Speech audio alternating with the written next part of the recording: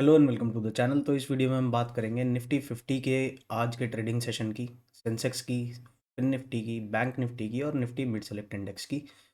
तो ये जो हमारे सामने है ये इंडिया विक्स का चार्ट है और यहाँ पर आप देख पा रहे होगे कि आज इंडिया विक्स ऑलमोस्ट 7.85% से पॉजिटिव है। तो विक्स के अंदर पॉजिटिविटी है तो इसका मतलब सिंपल ये है कि मार्केट के अंदर जो फियर और अनसर्टेनिटी है उसमें इंक्रीज आया है। और यहाँ पर जब भी विक्स राइज करता है मोस्ट ऑफ द टाइम्स ये देखा गया है कि विक्स के बढ़ने के साथ साथ मार्केट्स के अंदर एक सेलिंग नज़र आती है। तो आज के ट्रेडिंग सेशन को समझेंगे। आज का विक्स का अगर हम देखेंगे तो लो टू हाई बेसिस पे अगर हम देखें तो लोवेस्ट पॉइंट और हाईएस्ट पॉइंट में ऑलमोस्ट 14.60% का अपसाइड का मोमेंटम है। क्लोजिंग बेसिस पे बात करें तो 7.5% से विक्स आज पॉजिटिव है। चलते हैं निफ्टी 50 को देखते हैं और निफ्टी 50 का आज का पूरा प्राइस एक्शन समझेंगे। पहले डेली टाइम फ्रेम के चार्ट पे समझेंगे। तो डेली टाइम फ्रेम पर हमें नज़र आ रहा है कि एक जो रेजिस्टेंस एरिया है 325 का 26,325 और 26,350 का जो एक रेजिस्टेंस जोन है वो अभी भी इंटैक्ट है। 3 दिन की सेलिंग आई थी। फ्राइडे के सेशन में काफ़ी बढ़िया बुलिश कैंडल देखने को मिली थी जिसने क्लोजिंग करी थी कहीं ना कहीं 26,186 के ऊपर, 186 के ऊपर। आज के सेशन में अगर ये वाला हाई निकलता और 26,200 को निफ्टी रिकैप्चर करता तो हमें यहाँ पे अपसाइड का मोमेंटम देखने को मिलता और हम प्रीवियस हाइज की टेरिटरी में पहुँच जाते। But first candle onwards he scenario कुछ डिफरेंट था आज। और कैसा निफ्टी ने मूव किया उसको समझेंगे। तो फर्स्ट कैंडल ऑनवर्ड्स ही आपको देख पा रहा होगा 15 मिनट का चार्ट है। फर्स्ट 15 मिनट कैंडल नेगेटिव बनती है। जैसे ही उसका लो ब्रीच होता है डायरेक्शनल सेलिंग आती है।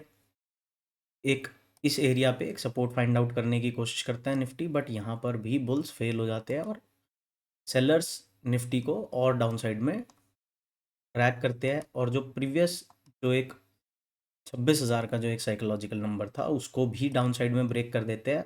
जो लो बनता है वो कहीं ना कहीं 25,890 का बनता है। जो प्रीवियस वीडियो हमने डाली थी उसके अंदर हमने काफ़ी क्लियरली ये बात करी थी जब प्राइस यहाँ पर ट्रेड कर रहा था।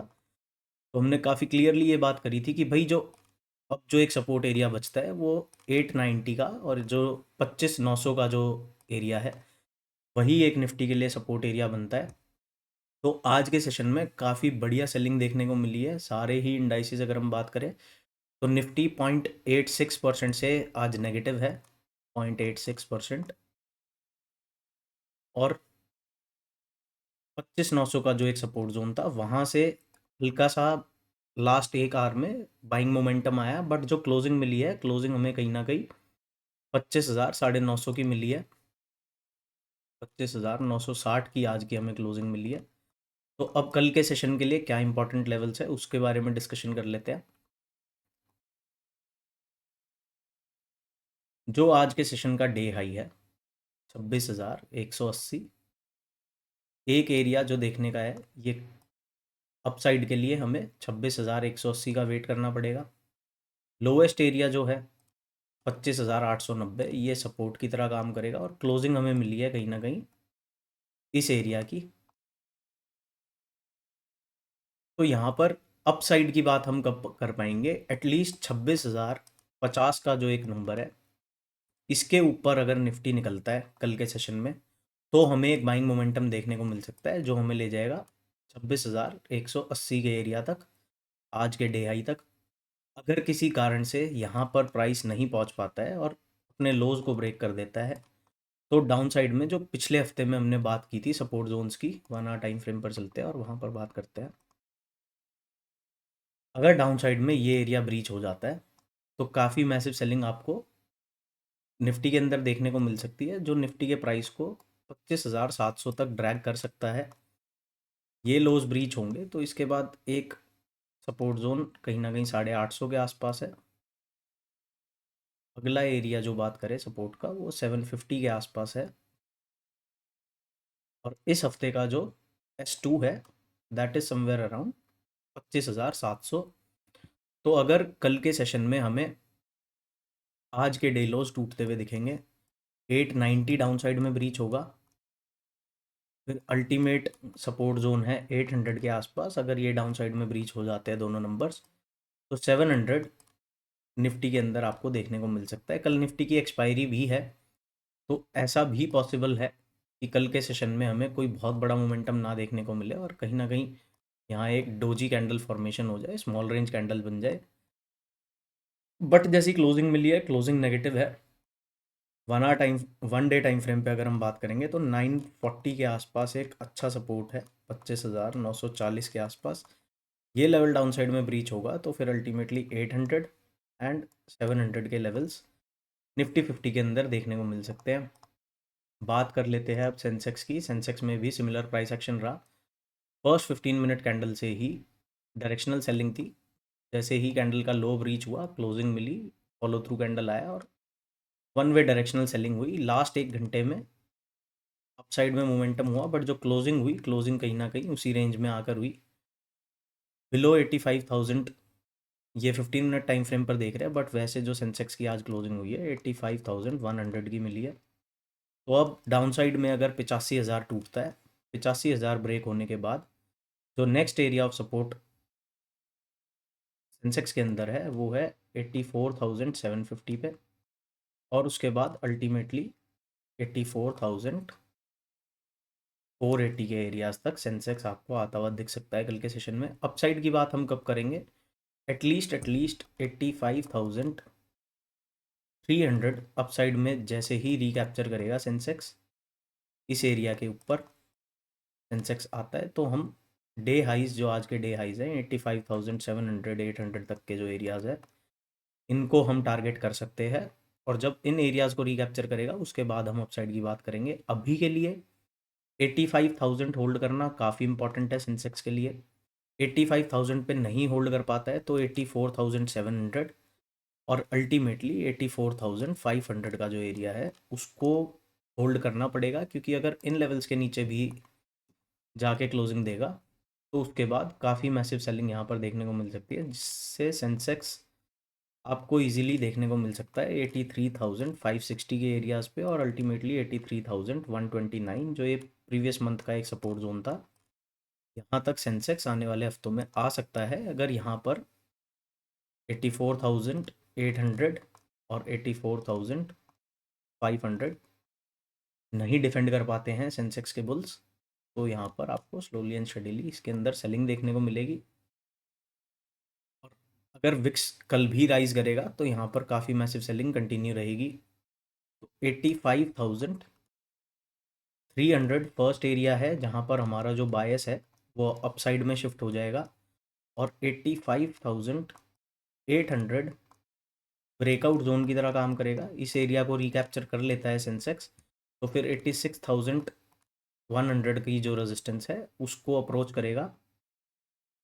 बट जब तक 85,300 के नीचे है सेंसेक्स, तब तक इसके अंदर सेल ऑन राइज की स्ट्रेटजी में काम करना ठीक रहेगा।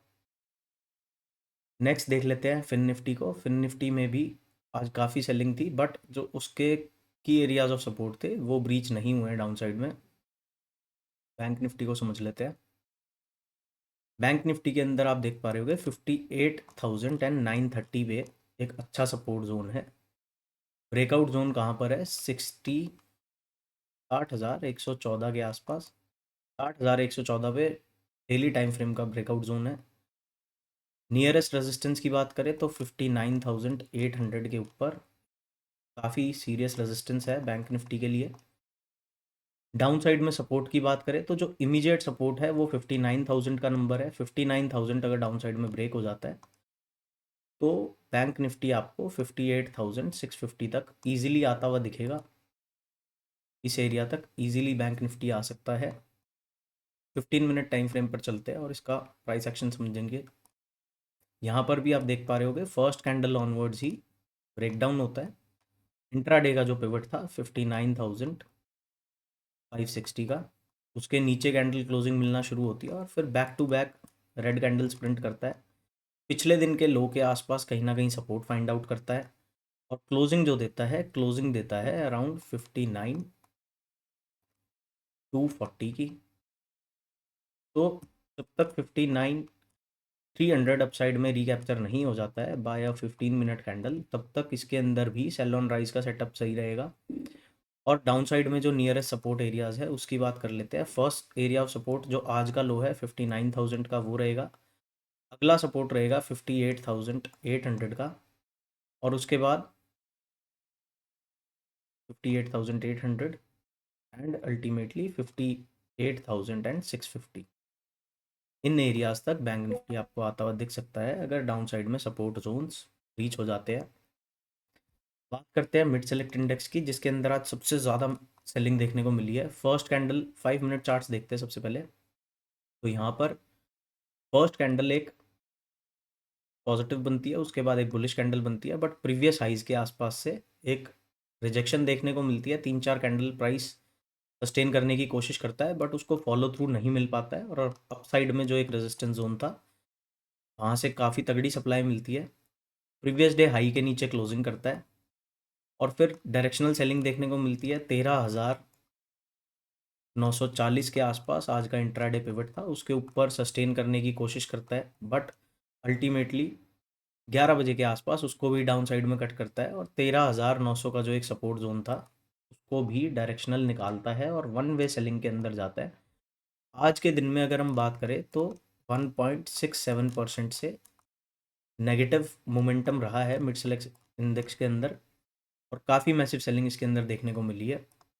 तो फिर से हम दोबारा 13,900 के नीचे आ चुके हैं मिड सेलेक्ट इंडेक्स में, और इसमें हमने पिछली वीडियोस में भी बात करी थी कि भाई 13,900 का नंबर अगर ब्रेक होगा तो नेक्स्ट जो लॉजिकल सपोर्ट जोन दिखता है वो हमें 13,700 का दिखता है। तो 13,700 ने आज के सेशन में तो अच्छी तरह सपोर्ट की तरह काम किया है, बट अब कल का देखना ज़रूरी ये है कि अगर 13,700 पर सस्टेन नहीं कर पाता है तो हमें डाउन साइड में क्या टारगेट्स हैं हमारे पास, उसकी बात कर लेते हैं। इमीडिएट सपोर्ट की बात करें तो 13,700 से लेके और 13,670 तक एक अच्छा सपोर्ट जोन है। ये एरियाज़ अगर डिफेंड नहीं हो पाते हैं तो 13,580 और 13,530 इन एरियाज़ तक आपको मिड सेलेक्ट इंडेक्स आने वाले सेशंस में देखने को मिल सकता है। डेली टाइम फ्रेम पर अगर बात करें तो नेगेटिव क्लोजिंग मिल चुकी है हमें। जो डेली टाइम फ्रेम का सपोर्ट जोन था 13,790, उसके नीचे हमें आज की क्लोजिंग मिल चुकी है। अब कल के सेशन में आज का डे लो ब्रीच होगा तो नेक्स्ट टारगेट्स 13,480 तक के हैं। 13,500 तक वन वे फॉल हो सकता है मिड सेलेक्ट इंडेक्स के अंदर, प्रोवाइडेड 700 का 13,700 का जो एक सपोर्ट जोन है उसके नीचे हमें कोई बढ़िया वॉल्यूम वाली कैंडल मिले और क्लोजिंग मिले, फिर हमें एक फॉलो थ्रू देखने को मिलेगा। और ऐसा नहीं है कि ये सेलिंग जो आ रही है ये सिर्फ हमारी मार्केट्स में आ रही है। अगर आप जापान को देखोगे तो जापान में भी सिमिलर ही सिनेरियो है। यहाँ पर भी प्राइस ने प्रीवियस मंथ एक हाई बनाया है और अभी तक वो उस हाई को रिकैप्चर नहीं कर पाया है, अपने पिवट एरिया के आसपास ही सस्टेन कर रहा है। एक बुलिश कैंडल आई, फिर एक डोजी आई, और आज की कैंडल अभी तक तो नेगेटिव ही है।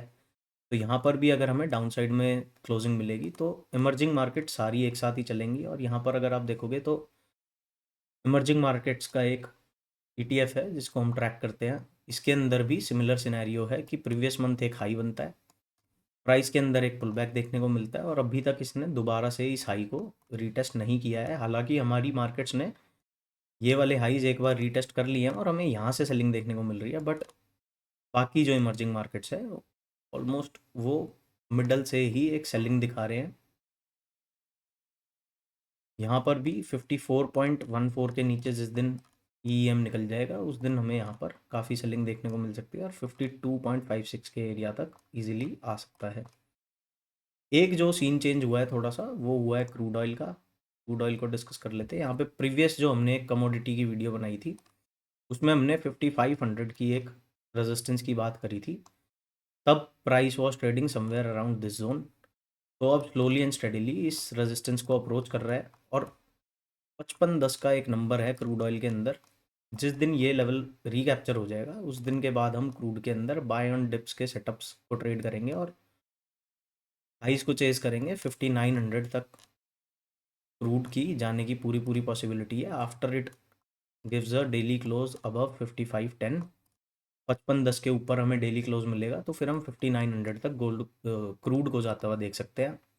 अभी के लिए जो नियरेस्ट सपोर्ट जोन है दैट इज़ 53.10, और ब्रेकआउट जोन की अगर हम बात करें तो ये इक्वलाइज का एरिया है 54.50 का जो एरिया है, ये एक ब्रेकआउट जोन रहेगा क्रूड के अंदर।